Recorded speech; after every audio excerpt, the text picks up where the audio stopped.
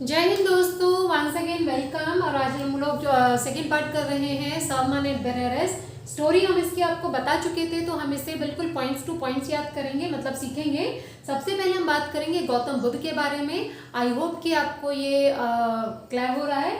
हम आपको बोल रहे हैं, आप सुनिएगा। नोट्स आप चाहेंगे तो आपको प्रोवाइड कर दिए जाएंगे। उसके लिए आपको नीचे जो लिंक लिखा है, इस लिंक पर मतलब व्हाट्सएप नंबर है, इसको आपको लिंक को क्लिक करना है। व्हाट्सएप में आप जुड़ जाएंगे और आपको प्रॉपर तरीके से पीडीएफ फॉर्म में नोट्स आपको मिल जाएंगे, ठीक है। लेकिन उसके लिए आपको अपना नाम और क्लास, जिस क्लास में आप हैं या जो भी क्लास का आपको चाहिए, तो वो आप नोट्स करके भेज देंगे, ठीक है। चलिए, तो सबसे पहले हमने आपको बताया था, सबसे पहले गौतम बुद्ध के बारे में अगर कोई पूछता who was Gautam Buddha and what was his original name, तो हम क्या बोलेंगे? Gautam Buddha was the Prince of north India. क्या थे, हमने शॉर्ट में बनाए हुए, इसको आप थोड़ा सा कुछ शब्द बना के बोल सकते हैं, लेकिन नोट्स में आपको प्रॉपर मिल जाएगा, ठीक है। तो गौतम बुद्ध सबसे पहली चीज के प्रिंस थे। कहाँ के प्रिंस थे? नॉर्थ इंडिया के, ठीक है। दूसरी चीज, इनका ओरिजिनल नेम क्या था? Original name was Siddharth Gautam. Original name इनका सिद्धार्थ गौतम था। पहली चीज प्रिंस ऑफ नॉर्थ इंडिया। दूसरी चीज, इनका जो नाम है ओरिजिनल नेम वो सिद्धार्थ गौतम। तीसरी चीज कि एट द एज ऑफ 12 भी हमने बताया था कि एट द एज ऑफ 12 यानी 12 साल की उम्र में ही वॉज सेंट, यानी इन्हें भेजा गया। कहाँ भेजा गया? फॉर स्कूलिंग, यानी शिक्षा के लिए, स्कूल के लिए। In Hindu sacred scriptures, Hindu sacred scriptures, ये इनके स्कूल का नाम था, मतलब गुरुकुल का नाम था, वहां इन्हें भेजा गया। उसके बाद एट द एज ऑफ 16, 16 साल की उम्र में ही रिटर्न, ये वापस आए, टू होम, घर पर, टू मैरी अ प्रिंसेस, मतलब शादी करने के लिए ये वापस आए, ठीक है। यानी 16 साल में इनकी शादी हो गई। तो एट द एज ऑफ 16 यानी 16 साल की उम्र में ही रिटर्न, ये वापस आए, रिटर्न मतलब वापस आना, टू होम, घर पर, टू मैरी अ प्रिंसेस, एक प्रिंसेस से शादी करने के लिए। फिर he had a son and lived the royal life for approximately 10 years। तो he had a son, यानी इनके एक बेटा था, और इन्होंने लगभग 10 साल अपना ये वैवाहिक जीवन और ये अपनी शाही जिंदगी इन्होंने जी, ठीक है। उसके बाद क्या हुआ? First preaching of Buddha after enlightenment at Banaras. जो पहले इनकी प्रीचिंग थी वो कहाँ थी? इनकी सबसे पहली प्रीचिंग का मतलब होता है उपदेश। तो इनका सबसे पहला जो उपदेश हुआ था ज्ञान प्राप्त करने के बाद, आफ्टर एनलाइटमेंट, यानी ज्ञान प्राप्त करने के बाद इनका जो पहला प्रवचन हुआ था, प्रवचन कह सकते हैं, उपदेश कह सकते हैं, वो कहाँ हुआ था? एट बनारस। कहाँ हुआ था? बनारस में। कब हुआ था? 563 BC टू 483 BC, ठीक है। ये BC टाइम पीरियड होता है, आप इसे ऐसे ही रख लीजिएगा, ठीक है। और उसके बाद बुद्धा मीन्स, अब ये क्वेश्चन छोटे क्वेश्चन में आ सकता है शॉर्ट में, कि बुद्ध का मतलब क्या होता है, ठीक है। तो बुद्धा मीन्स द अवेकन।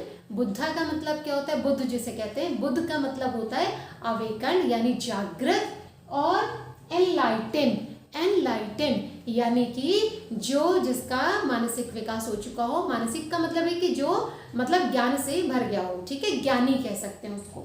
उसके बाद he was enlightened under a peepal tree। he was enlightened यानी वो enlighten हुए, उनको ज्ञान प्राप्त हुआ, under a peepal tree यानी एक पीपल ट्री के नीचे, which name जिसका नाम पड़ा बोधि।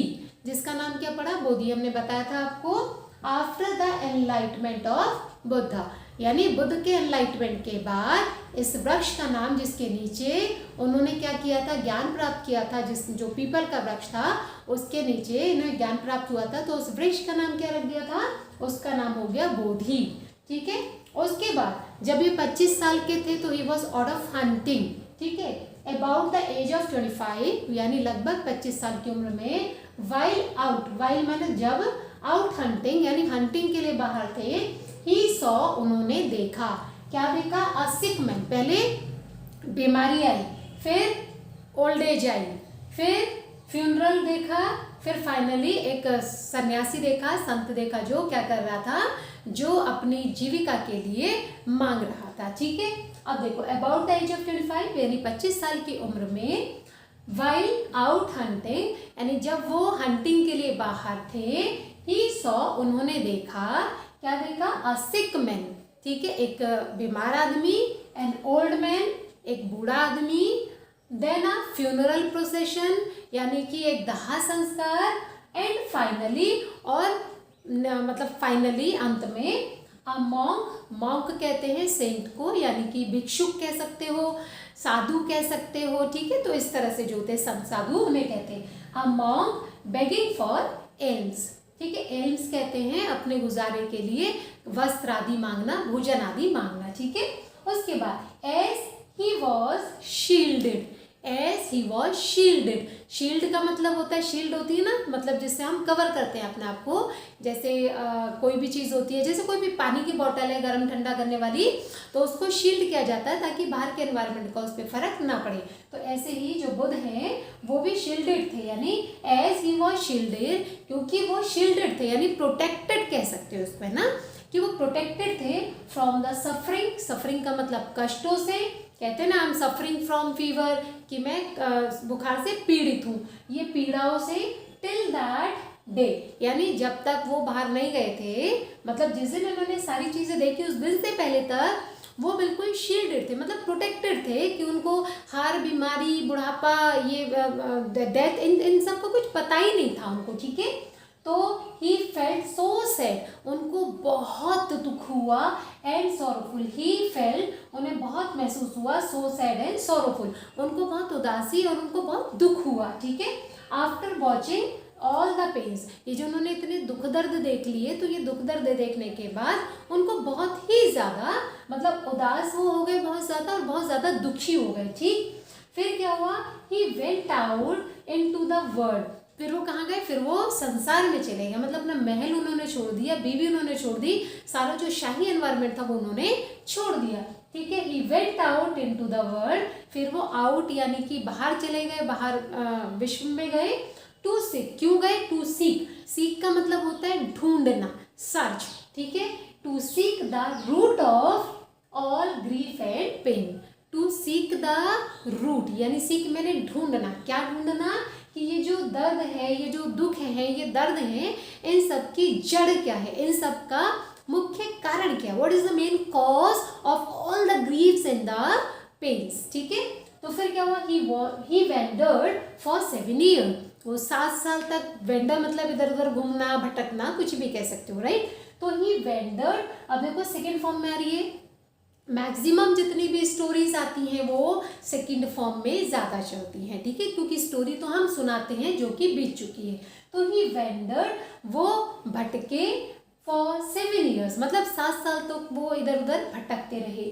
फिर finally he sat under a peepal tree, finally अंततः he sat under a peepal tree, he sat मतलब वो बैठे, सेट की सेकेंड फॉर्म सेट, कहाँ बैठे, अंडर अ पीपल ट्री, एक पीपल ट्री के नीचे। एंड वोड, VOW मतलब कसम खाना, प्रतिज्ञा करना, और वोड का मतलब उन्होंने प्रतिज्ञा की, क्योंकि ये तो पुरानी बात है, ठीक है। ही वोड टू स्टे, स्टे मतलब रुकना, कहते हैं ना स्टे अवे, कहते हैं ना उससे दूर रहना, मतलब अलग रहो, तो स्टे का मतलब रुकना भी होता है, जैसे कहते हैं ना मैंने नाइट स्टे वहाँ किया था, ठीक है, नाइट स्टे तुम्हारे घर पे करेंगे, यानी रात को ठहरेंगे, ठीक है।